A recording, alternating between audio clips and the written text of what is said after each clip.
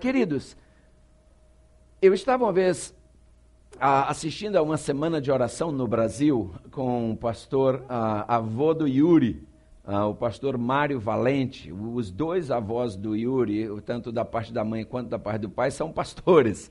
E esse pastor é o pai do seu pai, pastor Mário Valente, um homem de Deus. E ele contou uma experiência que eu nunca esqueci naquela semana de oração. Eu era na época um adolescente ainda.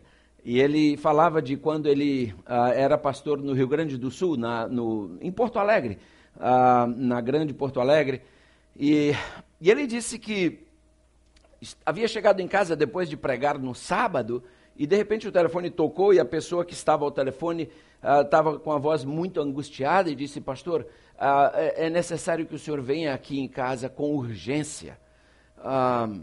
Os distritos no Brasil, o pastor no Brasil, ele cuida de mais de 10 igrejas. Eu fui pastor de 15 igrejas no Brasil.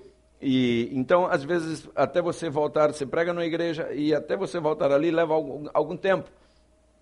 E essa é uma igreja que ele tinha estado antes, algumas semanas lá, mas ele foi chamado assim em caráter de urgência e ele disse que almoçou rapidamente, pegou o seu carro e foi. E quando ele chegou lá, ele viu uma cena que ele disse não dava para esquecer. Ali estava sobre a mesa um corpinho gelado de uma criança de poucos anos de idade. Eu não me lembro exatamente, mas penso que entre 6 e 7 anos. Um garotinho saudável, forte, mas estava ali sem vida.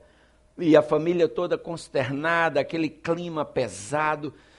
E aí ele disse que, perguntou, mas o que aconteceu? E alguém explicou para ele: pastor, naqueles dias havia chovido muito forte sobre Porto Alegre. E ele disse que alguém dizia: olha, o pai dele aí no fundo do quintal cavou uma cisterna, um poço para tirar água. E eles estavam no processo de cavar essa cisterna. Ela já está bem profunda, mas ainda não havia chegado na água. Então eles ainda estavam trabalhando e do lado de fora havia um monte de terra bem alto.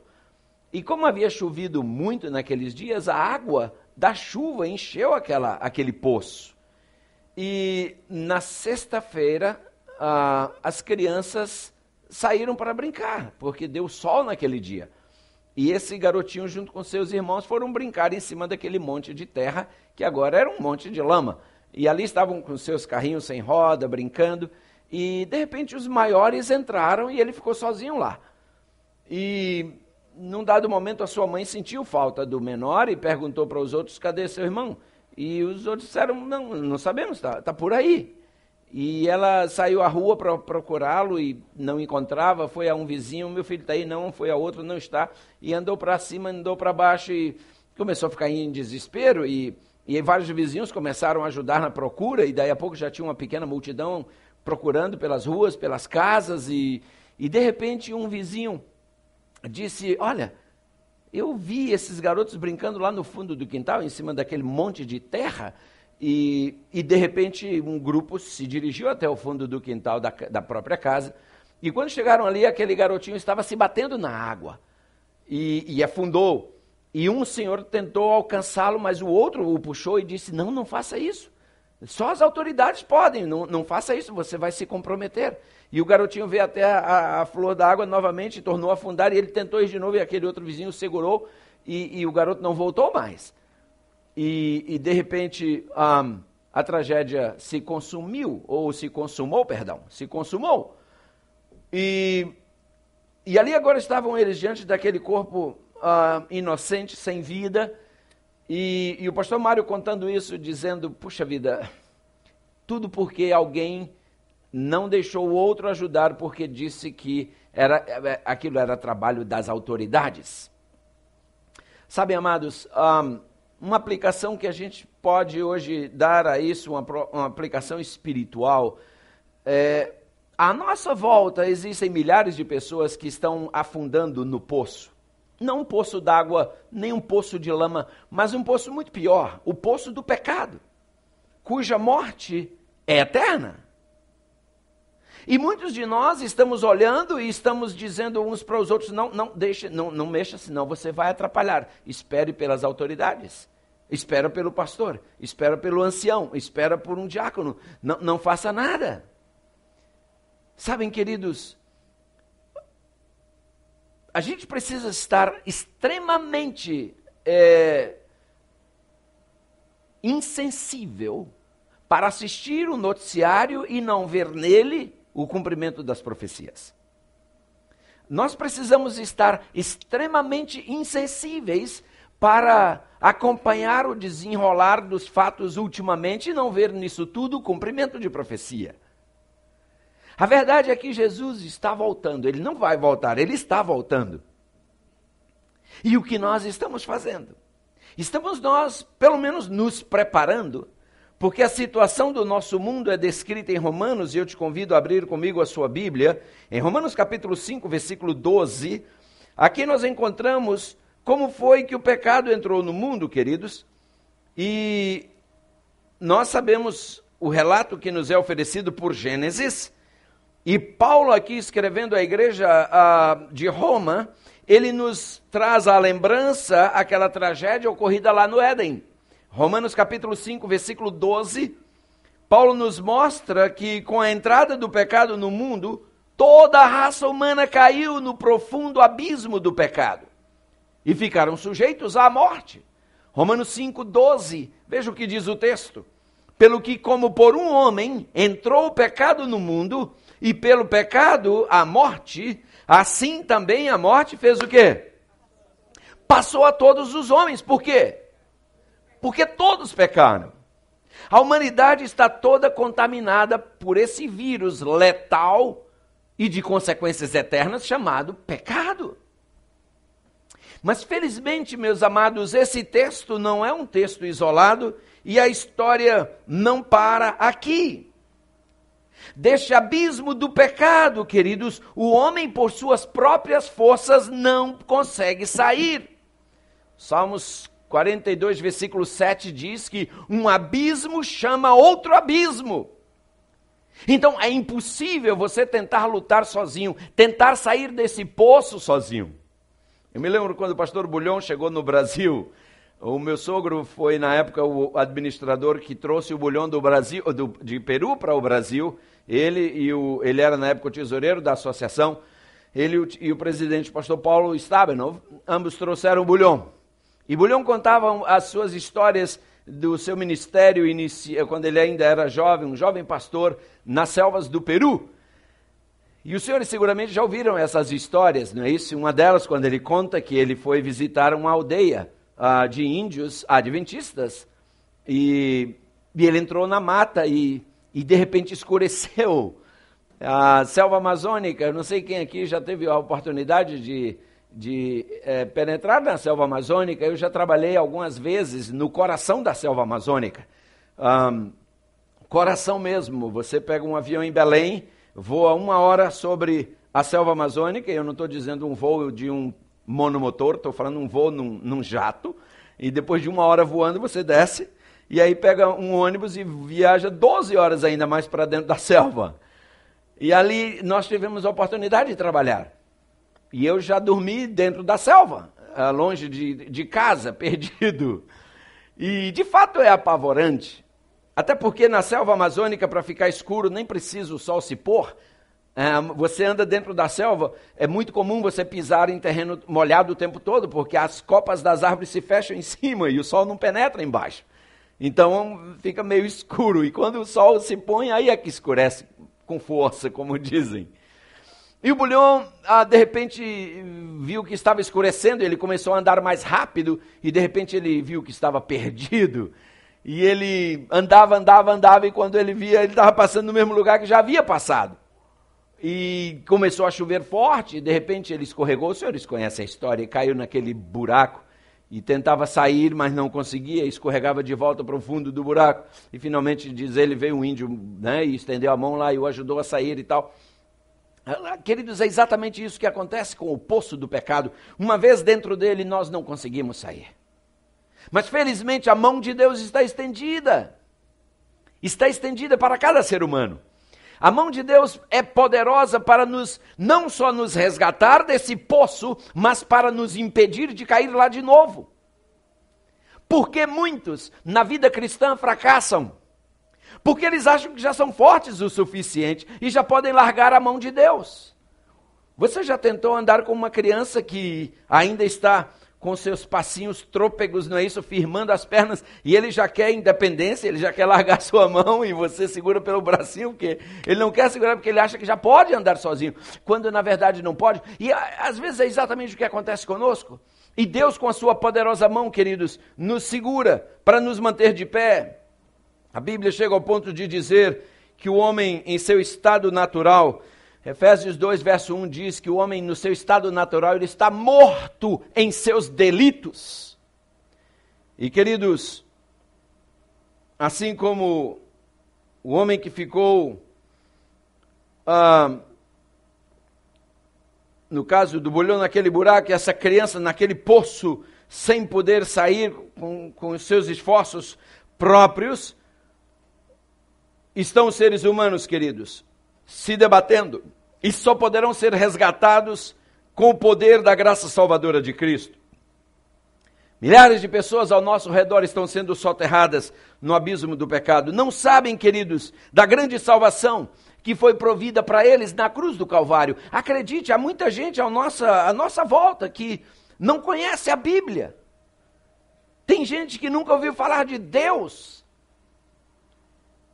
Amados, o profeta Joel, no capítulo 3, versículo 14, ele, com seu olhar profético, ele vê multidões, como ele fala ali, multidões no vale da decisão, carecendo da salvação. Na verdade, irmãos, nós somos os depositários do Evangelho eterno. Apocalipse capítulo 14, versículo 6, há pouco nós lemos esse texto lá na casa do Luciano. O texto nos fala do Evangelho eterno, que Deus confiou a seu povo para que seja pregado uma mensagem salvadora para um mundo prestes a perecer.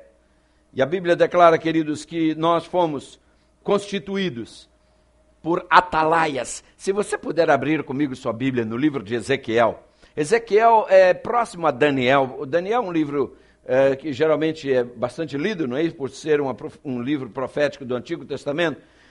Mas se você passar Jeremias, depois de Jeremias você vai passar um livrinho bem pequenininho chamado Lamentações, e aí logo em seguida você vai encontrar Ezequiel, depois de Ezequiel vem Daniel. Então se você chegar em Daniel é só voltar um pouquinho. Ezequiel capítulo 33, dos versículos de 1 até o versículo 9, dos versículos 1 ao verso 9, nós encontramos aqui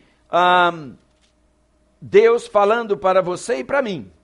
Olha só qual é a função que Deus designa a cada um de nós. Ezequiel 33, de 1 a 9.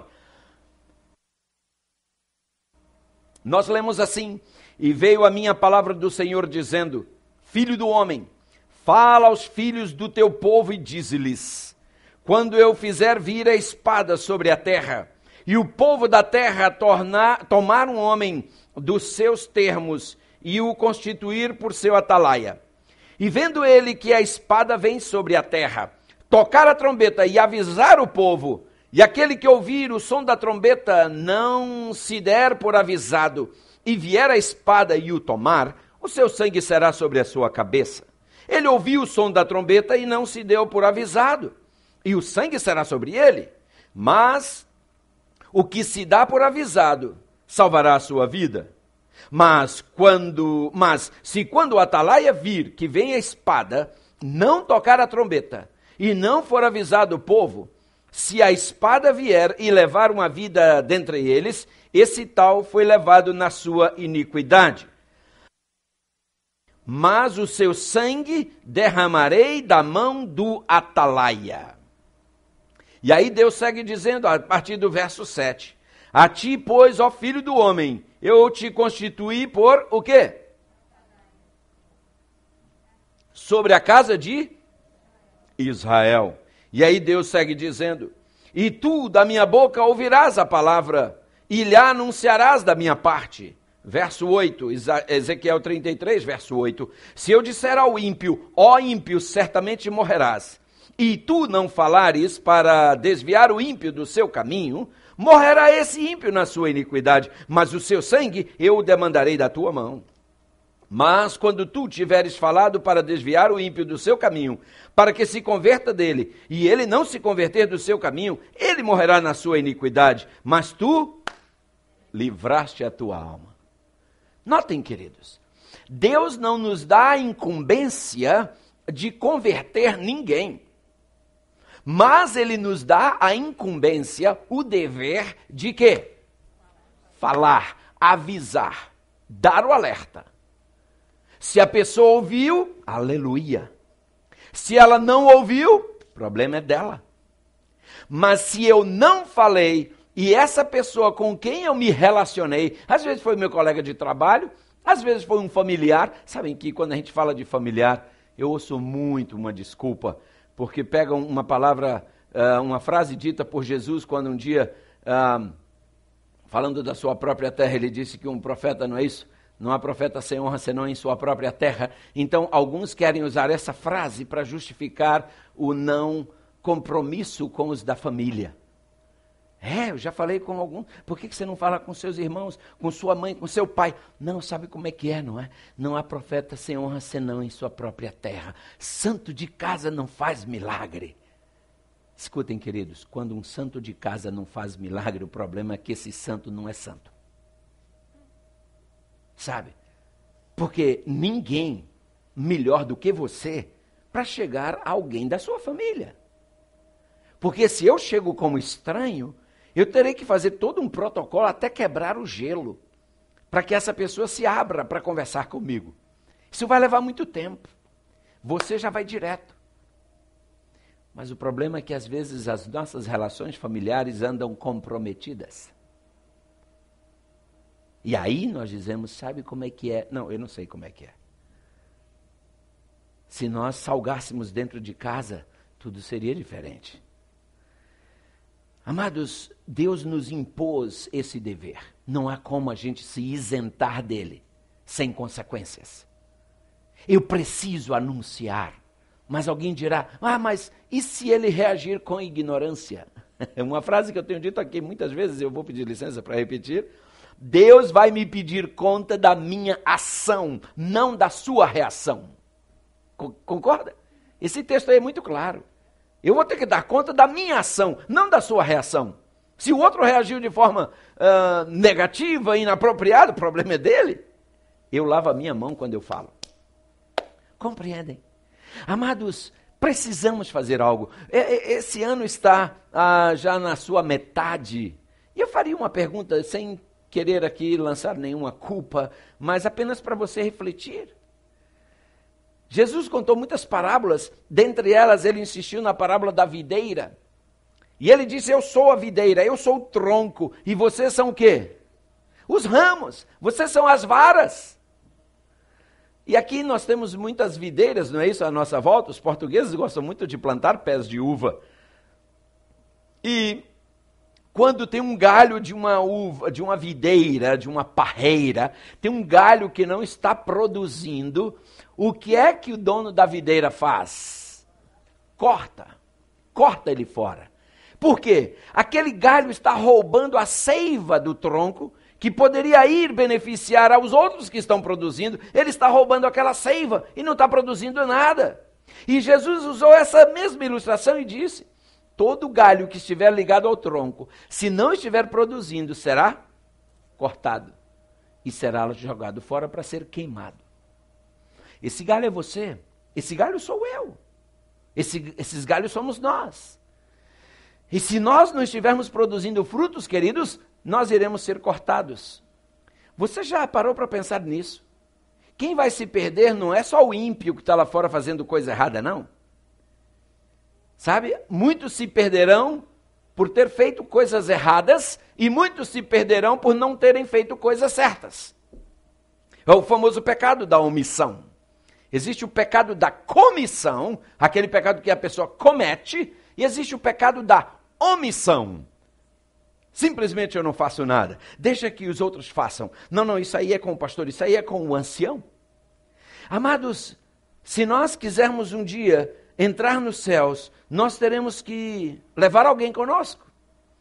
A Bíblia declara que o juízo divino se aproxima e que esse mundo, com os pecadores impenitentes, será lançado no lago de fogo e enxofre. Apocalipse 20, versículo 15 fala sobre isso. E a pergunta que eu faço é, o que é que estamos nós fazendo para advertir os pecadores e conduzi-los à salvação? Será que aqueles homens que deixaram todas as suas atividades para procurar por aquela criança e tentar salvá-la e chegaram ali com a intenção de salvar, mas foram... Queridos, as intenções apenas não são suficientes. É preciso que a gente transforme nossas intenções em ações.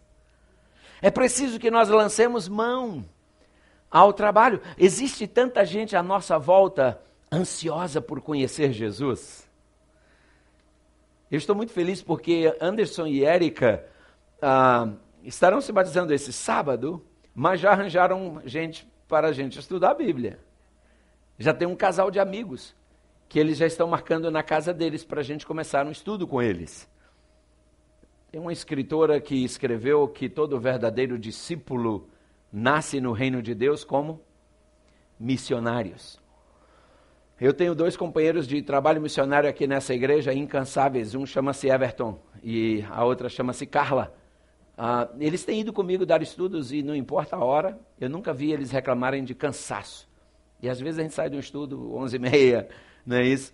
E nunca os vi reclamar de cansaço. Queridos, precisamos botar a mão na massa, como é o ditado lá no Brasil, não é isso? Nós lemos no livro Obreiros Evangélicos, a página 32, o seguinte: não mostrarão os servos de Deus tão grande zelo em trabalhar pela salvação de almas, como foi manifestado pela vida daquele homem soterrado pelo poço do pecado. Sabe, queridos, na verdade, como lemos a página 9 do livro de Atos dos Apóstolos, ali diz, a igreja é o instrumento apontado por Deus para a salvação de homens. Foi organizada para servir, e sua missão é levar o evangelho ao mundo. Queridos, você e eu temos a responsabilidade de partilhar as boas novas da salvação aos pecadores. Sabe, no livro Serviço Cristão, a página 9, nós lemos assim, Deus não finalizará sua obra sem os agentes humanos. A página 12 do mesmo livro nós lemos, onde quer que se estabeleça uma igreja, todos os membros se devem empenhar ativamente em trabalho missionário. Quantos membros? Todos. Diz mais a página 18, todo seguidor de Jesus tem uma obra a fazer como missionário de Cristo na família, na vizinhança, na vila ou na cidade em que mora. E ainda a página 10 diz, a cada um foi distribuída a sua obra e ninguém pode substituir o outro. A tarefa é pessoal e é intransferível. Ó, queridos, e ainda lemos mais, tudo está agora revestido de uma solenidade tal, que a devem reconhecer todos quantos creem a verdade para esse tempo. Devem proceder em conformidade com o dia de Deus. Os juízos divinos estão para abater-se sobre o mundo e precisamos estar nos preparando para esse grande dia. Queridos, quantas coisas nós teríamos a compartilhar, mas o tempo diz que nós precisamos encerrar.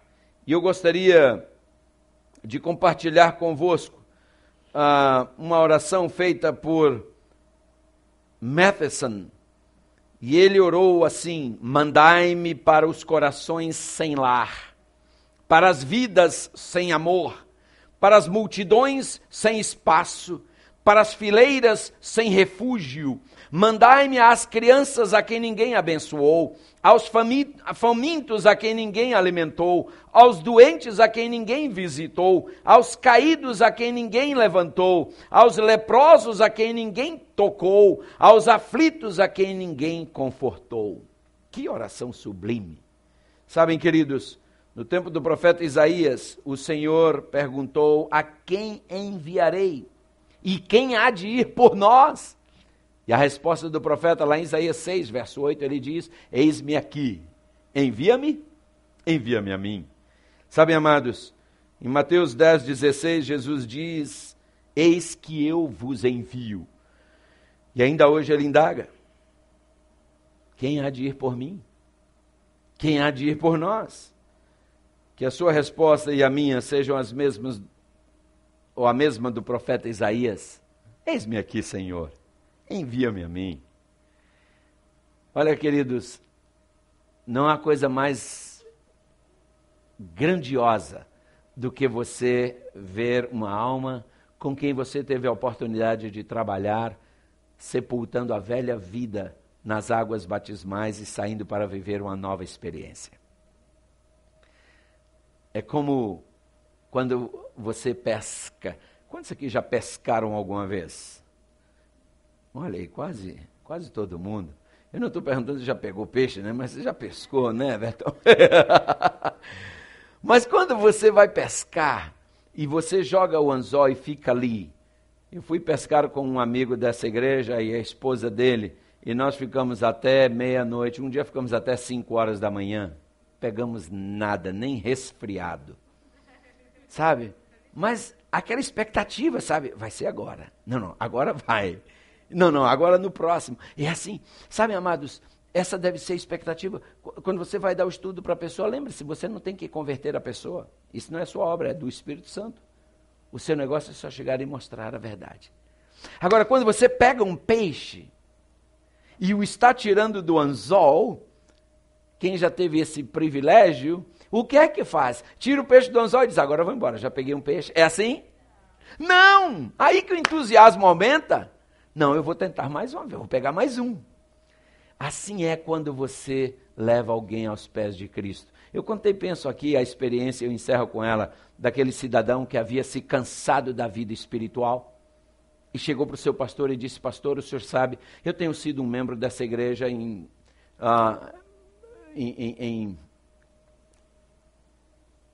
regular standing, né? Eu tenho estado assim, um membro exemplar até agora, mas eu quero confessar ao senhor, eu me cansei. Eu me cansei de ser bonzinho. Eu agora quero mergulhar no mundão e vou aproveitar o mundão mesmo. E por isso eu quero que o senhor tire meu livro do nome da igreja. Por favor, eu tiro meu nome do livro da igreja. Eu não quero sujar o nome da igreja. E eu peço, tire meu nome, risque meu nome, porque eu vou sair e vou mergulhar no mundão. E aquele pastor, queridos, foi inspirado por Deus quando disse a ele, tudo bem, eu vou tirar o seu nome. Eles dois tinham um bom relacionamento. E o pastor disse, não tem problema, vou reunir a comissão e vou tirar o seu nome. Agora eu vou te pedir um último favor. Já que você decidiu que vai deixar a igreja mesmo, seria muito te pedir um favorzinho. Ele disse, não, um favor não, claro que não, pode pedir. E o pastor, olha, eu estou com esse nome aqui para visitar, é uma pessoa que veio aqui um dia e mostrou o desejo de estudar a Bíblia, só que eu não estou tendo tempo de lá dar o estudo. Então, já que você vai sair, por que você não faz esse favor então para nós? Dá o estudo para essa pessoa, pelo menos quando ela se batizar, ela ocupa seu lugar, a igreja não perdeu um membro. Entendeu? Você sai, ela entra, a conta continua igual. É pedir muito? Eu disse, não, eu posso fazer isso. E, queridos, ele foi e deu os estudos com toda a dedicação, com todo o fervor. É a última coisa que eu estou fazendo, vou ficar livre da igreja. Finalmente. E, amados, chegou o dia do batismo. E quando aquela pessoa estava sendo batizada, o pastor o convidou para vir até a frente, para assistir o batismo ali bem próximo. E aí o pastor anunciou à igreja. Quando terminou de batizar aquela pessoa, o pastor disse, irmãos, temos a alegria de hoje estar recebendo esse irmão aqui no nosso hall de membros, mas eu agora tenho uma notícia muito triste a comunicar à igreja. Eu fiz um trato aqui com o irmão fulano, e agora chegou o momento de cumprir o meu trato. E ele disse, pastor, não. E o pastor disse, como não? Não, a gente conversa depois. E o pastor disse, mas como conversamos depois? Eu prometi a você, eu vou cumprir. Não, pastor, por favor. Não, me dá outro nome. Eu não quero mais que tire o meu nome. Queridos, a vida cristã revestiu-se de significado para ele. Sabe, quando você está trabalhando para Cristo, aí você pega fogo. Como no Frana Cabo Verde, pega lume. Não é? Você entra em chamas. E amados, é isso aí. Mas se eu entrar, sentar, ir embora, entrar, sentar, ir embora, fica corriqueiro, fica rotineiro, fica enfadonho e cansativo. E aí eu tenho vontade de abandonar mesmo. Por isso Jesus não nos chama para ser membros de igreja, Jesus nos chama para ser missionários. Unamo-nos a Ele. Coloquemos nossa vida em harmonia com a sua vontade e levemos esse evangelho àqueles que estão à nossa volta, queridos, perecendo por falta de conhecimento. Que pela graça de Deus, essa seja a sua, essa seja a minha, a nossa experiência. E se você quiser alguém com quem estudar a Bíblia, fale comigo. Nós temos alguns nomes para compartilhar com você. Se você disser, pastor, eu até que gostaria, mas eu não sei dar um estudo bíblico, fale conosco, teremos o maior prazer em te ajudar a aprender como dar um estudo bíblico, faremos isso com o maior gosto, entende? Mas o que não pode haver é, de fato, uma escusa, uma desculpa para nós não levarmos essa mensagem tão sublime àqueles que ainda não a conhecem. Ó Deus querido, muito obrigado por tu nos amares apesar do que somos.